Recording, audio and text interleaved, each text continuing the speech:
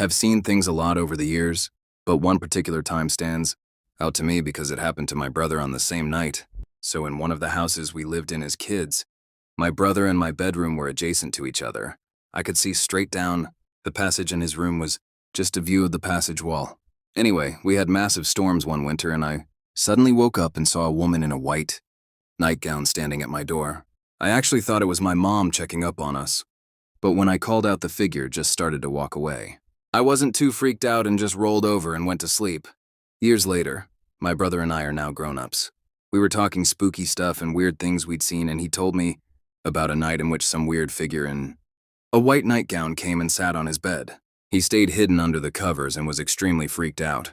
On a hunch, I asked him if there was a massive storm outside when it happened, and he said yes. So we're pretty sure we were visited on the same night by something.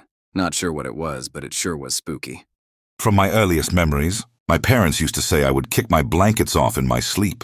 No one ever actually saw me doing this, though.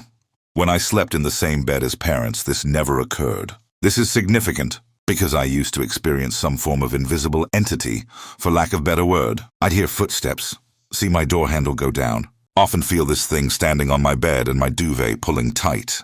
Imagine someone standing on your bed. I had all the experiences of sound and sight and pressure you'd experience, but nothing to be seen. My duvet used to get slowly pulled off me by some invisible entity.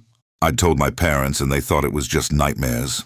This went on for years and years, about once or twice a month. One night it happened and I screamed out, as I often did, and my dad came running in. As he turned on the light, we both saw my Lego bucket get kicked across the room. No pets in the room. This was about 3 from either of us. The bucket was sat on the floor, under a small coffee table. The Lego went flying and scattered across the floor. We were both freaked the fuck out. And my dad to this day still talks about how impossible that situation was for it to be anything other than so kind of poltergeist. I was about 11 at the time, so not super young even. I've had many more experiences, but this one was the most unique because of 2 independent people having the same experience and actually seeing the impact of it scattering my Lego. I've got no answers. I would put it down to sleep paralysis, but that doesn't explain things moving.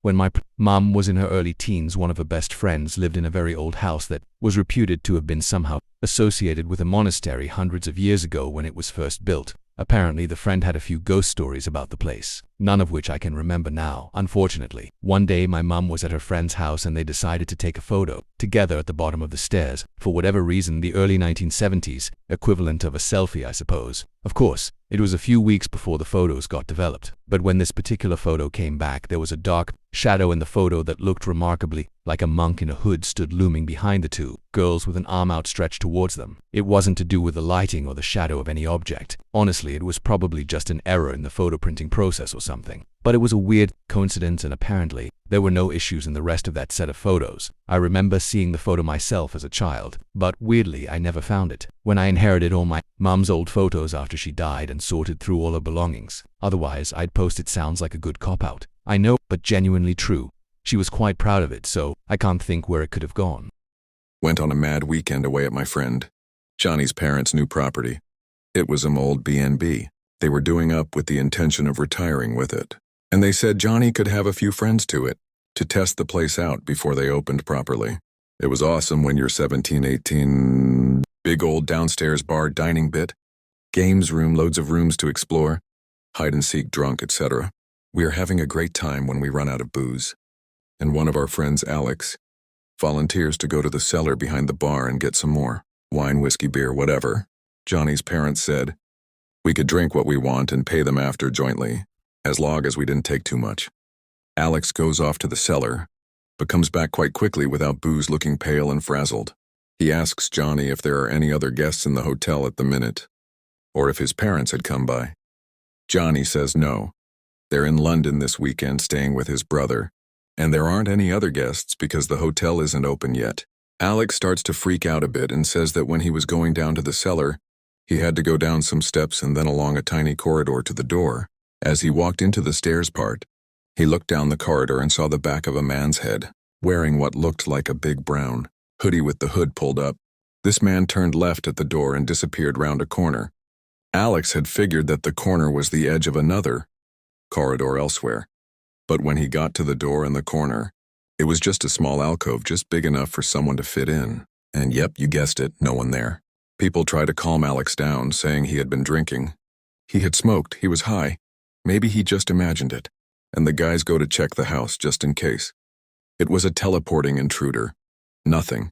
We conclude he's either tripping or made it up and go back through.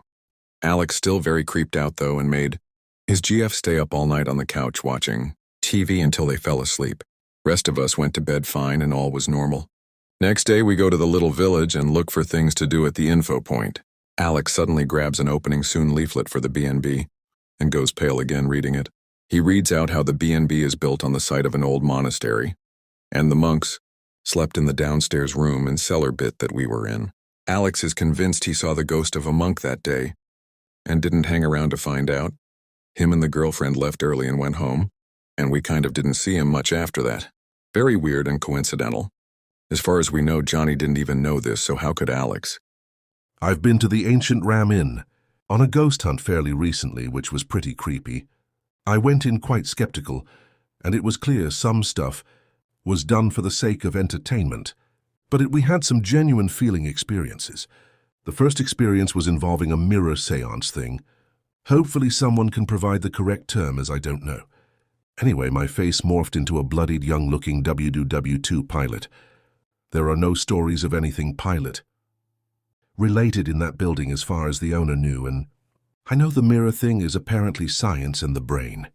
But the weird part was that I've been interested in aircraft and war since I could walk essentially, and I've always wanted to be a pilot. So I thought maybe someone from my past life was visiting me. I was also stood quite a ways away from someone else who was doing the mirror thing, and I noticed their face morph in front of my very eyes to a thing that looked like Valak the creepy demon nun. This was before I even knew of that movie's existence. My family member also had her hair pulled in the same building, and a friend was suddenly filled with so much emotion that they had to leave the room in a fit of tears. Perfectly fine literally seconds before that. Had a moment where we were sat in the barn. A relative for some reason said Lucifer, and the second they said that a big bang and scuffling came from one of the furthest rooms in the pub. Bearing in mind everybody that's in the building is sat in this one room. The inn is also 876 years old. When I was young, I was told 3 spirits followed me everywhere, as well as knowing that the reason I had horrible dreams of death is because spirits would come to me and show me how they died. The worst of it was when I lived in this one house in my hometown that drew the line of my fears. I lived in this house for about 3 years. I lived on the first floor while my 2 sisters lived on the second, and my mom was in the basement, for context.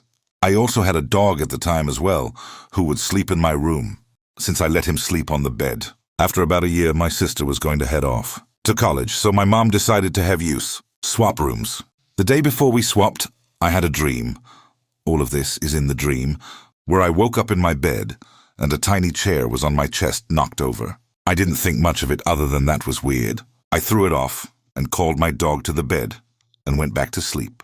I woke up again in the dream, and the chair was back on my chest. But this time, the chair floated upwards, and then into the wall in an odd, quick movement. This scared me awake. When I went to move to my sister room, I asked my sisters to salt the door and window, which they did. Nothing really happened. But I was still anxious and got horrible vibes from the room. A week before we moved out of the house, I had a dream that a short man hopped on my bed and started choking me. However, other than just waking up, I was stuck there being choked. It wasn't just in the dream, though. I felt being choked in real life as well and couldn't breathe. After about 5 minutes of me not breathing and just telling myself, if I can just open my eyes, I can get out of this. I managed to open my eyes and it stopped. I slept in my other sister's room the whole week before we moved. I still get horrible dreams of death and dying. But since then, I haven't been anxious all the time like I used to. However, I started getting sleep anxiety.